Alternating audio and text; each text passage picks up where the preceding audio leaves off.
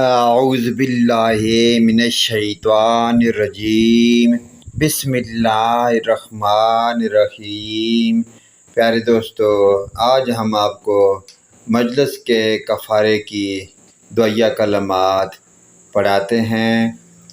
حضرت ابو ہریرہ رضی اللہ عنہ سے روایت ہے کہ نبی اکرم صلی اللہ علیہ وآلہ وسلم نے فرمایا، جو شخص کسی مجلس میں بیٹھا ہو اور اس سے بہت سی فضول یعنی باتیں ہوئی ہوں، پھر اٹھنے سے پہلے یہ کلمات پڑھے، ان کی برکت سے اللہ تعالیٰ اس کی سب فضول باتوں کو معاف فرما دے گا۔